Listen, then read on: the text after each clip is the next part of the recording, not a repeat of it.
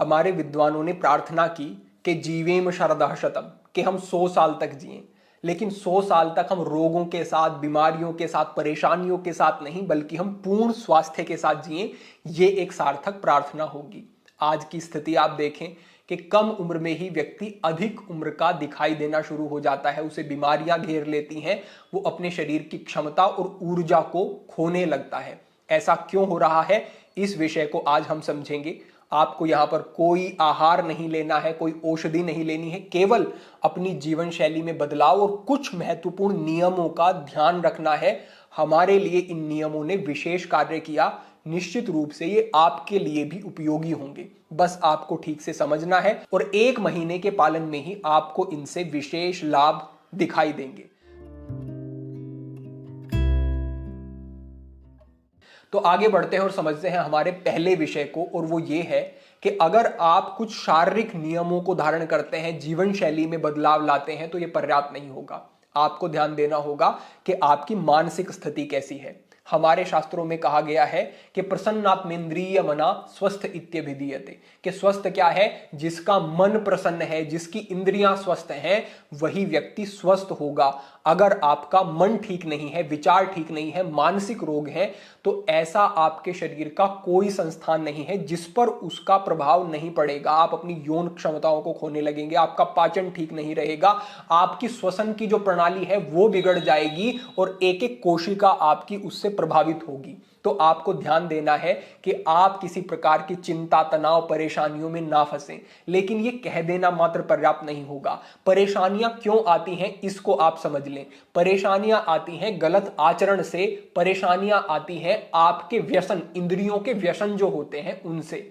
तो आप अगर सदाचारी हो जाते हैं, अगर आप सही नियम से चलते हैं जीवन में, तमोगुणी वृत्तियों को छोड़कर के सात्विकता की तरफ बढ़ते हैं, तो जीवन में कोई समस्या नहीं आएगी। गलत कामों को छोड़ना होगा, गलत क्रियाओं को, वासनाओं को छोड़ना होगा, तभी आप मानसिक स्तर पर शांत अनुभव करते हैं। क्योंकि अगर आप कोई भी भोग भोगते हैं तो क्षणिक सुख दिखाई दे सकता है, लेकिन उसके बाद विषाद, परेशानियां, डिप्रेशन और आपको मानसिक अनेक स्थितियों से गुजरना पड़ता है। तो जो हमारा पहला विषय है, आचरण ठीक होना चाहिए, मनोभाव ठीक होने चाहिए, इंद्रियों पर नियंत्रण होना चाहिए, प्रभु का नाम लें, भक्ति के मार्ग पर आगे बढ़ें, निश्चित रूप से आपको एक विशेष शांति का अनुभव होगा। दूसरे बिंदु को आप इस प्रकार समझें कि एक बार हम एक व्यक्ति के पास रुके हुए थे, तो वो अपनी कुछ शारीरिक समस्याएं हमसे बताने लगा। उसको पाचन से संबंधित बहुत अधिक समस्या थी, उसका भोजन ठीक से हजम नहीं होता था, गैस की, पित्त की समस्या उसे बहुत ज्यादा बनी रहती थी। हमने उसे जीवन शैली के कुछ नियम बताए, दूसरी चीजें बताई, कुछ आहार के नियम बताए, जिससे कि स्वाभाविक रूप से लाभ भी होता है।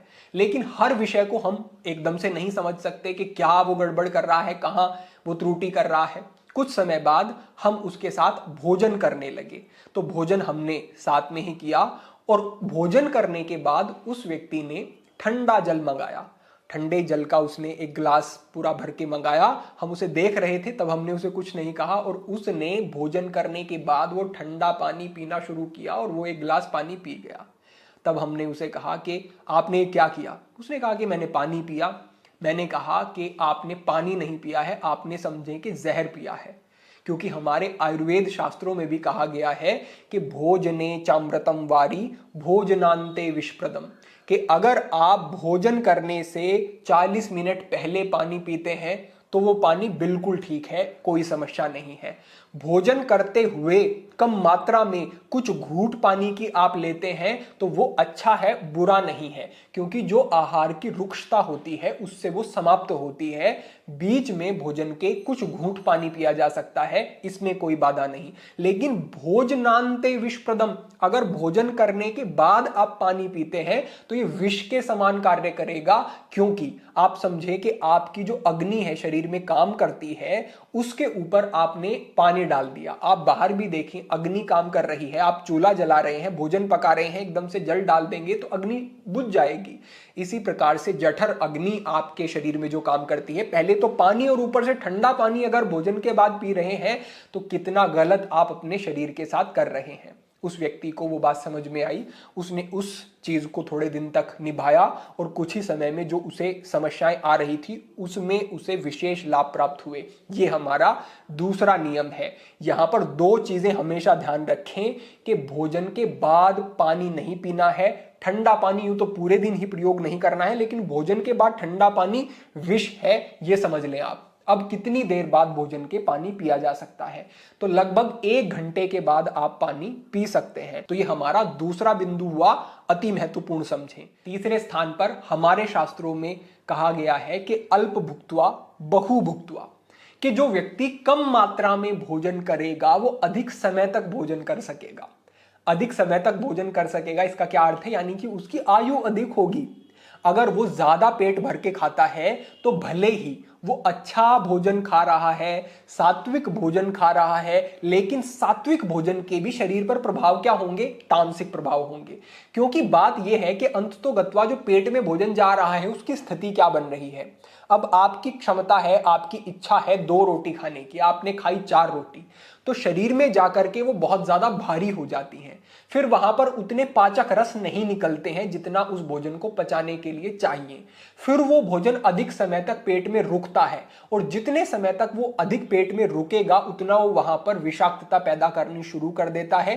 थोड़ी मात्रा में भी अगर विष बन जाता है तो आप उसे ऐसे समझें जैसे कि आप दूध से दही बनाते हैं, तो आप दूध में 2-3 बूंद डाल देते हैं जो मट्ठा होता है उसकी, और पूरा दूध दही के रूप में आपको प्राप्त होता है, क्योंकि वो जो बैक्टीरिया थे वो पूरे में फैल जाते हैं। इसी प्रकार से अगर थोड़ी विषाक्तता भी पाचन तंत्र में कहीं बनती है तो फिर वो अधिक अधिक अधिक बनती चली जाती है। तो इसका साफ रहना जरूरी है। इसके स्थान पर आप अगर कम मात्रा में भोजन करते हैं तो आप समझें कि कभी आपने अपथ्य यानी कि जो आपके लिए ठीक नहीं है ऐसा भोजन भी कर लिया, आप आजमा करके देख लें, आपको वो हानि नहीं करेगा। कुछ प्रभाव तो होगा लेकिन विशेष हानि नहीं, क्योंकि मात्रा ठीक थी, आपका शरीर उसे पचा लेगा।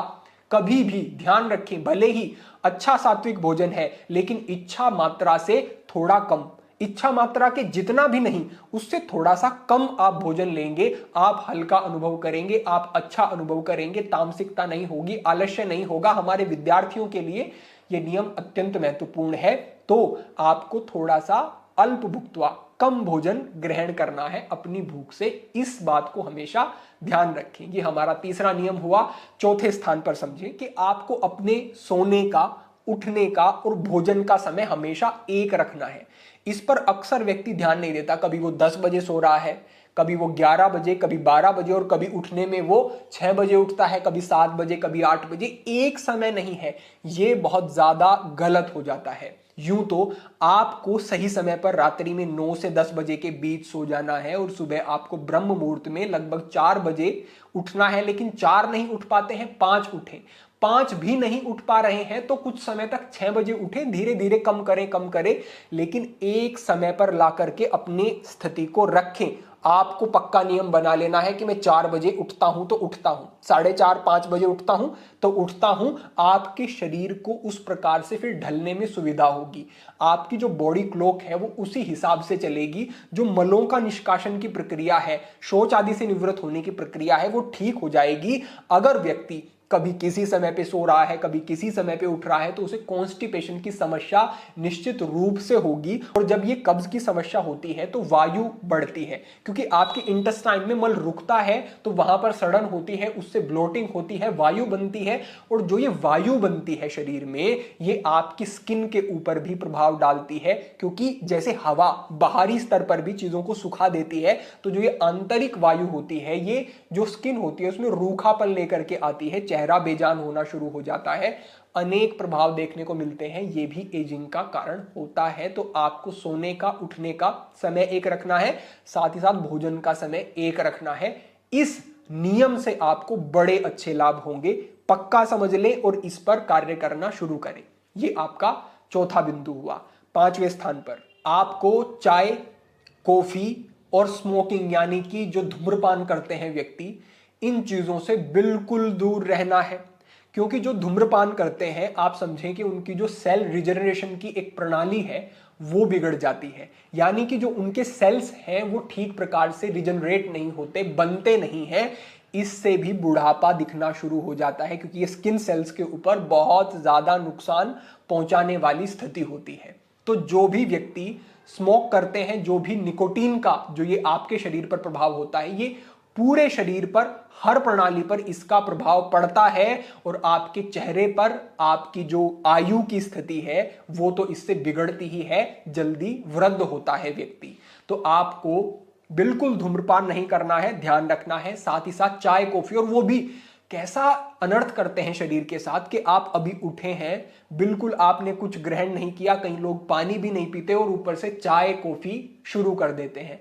आपको पता होना चाहिए कि ये बहुत एसिडिक होती है, ये पित्त को बढ़ाने वाली होती है और इसका प्रभाव ऐसा है कि शरीर में जाकर के आपके जो पेट की ऊपर की लाइनिंग होती है उसको खराब करती है, दीवारों पर नुकसान पहुंचाती है, अल्सर जैसी स्थितियां बनती हैं। जो बहुत चाय का प्रयोग करेगा, कॉफी का प्रयोग करेगा, तो आपको इन चीजों को छोड़ना है। अगर आपको लेना ही है तो आप आयुर्वेदिक पेय जो आती है, आयुर्वेदिक चाय कहते हैं, लेकिन उसमें चाय जैसा कुछ भी नहीं होता, वो आयुर्वेदिक जड़ी बूटियों का ही एक योग होता है, आप उसको ले सकते हैं।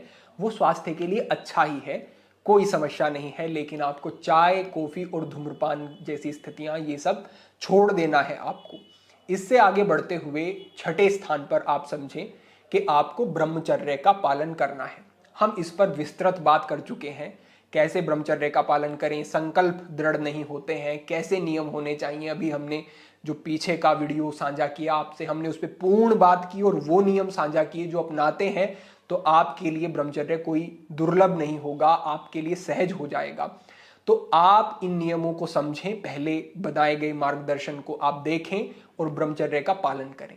ब्रह्मचर्य की ऊर्जा जब आपके शरीर में रक्षित होती है तो जो मानसिक बौद्धिक प्रभाव होते हैं, जीवन में सात्विकता आती है, खुशी आती है, प्रसन्नता आती है, शांत रहता है मन, उसका प्रभाव भी आपकी एजिंग पर और आपके स्वास्थ्य पर पड़ता है। और जब आप ब्रह्मचर्य रूपी ऊर्जा को रक्षित करके रखते हैं तो ओजस का निर्माण होता है।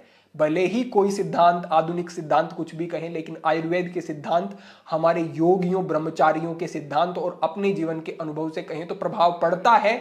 ब्रह्मचर्य आपके लिए संजीवनी के समान उपयोगी है। कभी भी अपने इस धातु का क्षय ना होने दें, चाहे वो पुरुष है चाहे वो स्त्री है, सभी के लिए ये समान रूप से उपयोगी है। तो कुछ समय भी आप देखेंगे तो आपको स्वयं अनुभव हो जाएगा, फिर आप उस अनुभव के आधार पर अपने आप ही उस नियम को निभाने के लिए निश्चित रूप से प्रेरित होंगे। तो ब्रह्मचर्य का पालन सभी को करना है, ये एक दृढ़ नियम बना लें अपने जीवन में। तो ये हमारी ओर से आपके लिए एक प्रेरणा थी, जिस पर हमारे अनेक बंधु चले हैं, उन्होंने अपने जीवन में लाभ लिए हैं, हमने खुद प्रभाव देखे अपने जीवन में, आपके साथ भी हमने साझा किया। सरल नियम है, बहुत कठिन नहीं, लेकिन जीवन में धारण करेंगे लाभ तभी होंगे। ठीक से आपने अपेक्षा है समझ लिया होगा और आप जीवन में प्रयोग करके लाभ भी लेंगे। आज के लिए यही मार्गदर्शन था, भविष्य में अन्य महत्वपूर्ण विषयों पर मार्गदर्शन होता रहेगा। सभी के लिए प्रार्थना, सभी को नमस्कार। ऐसी वीडियो देखने के लिए हमारे चैनल को सब्सक्राइब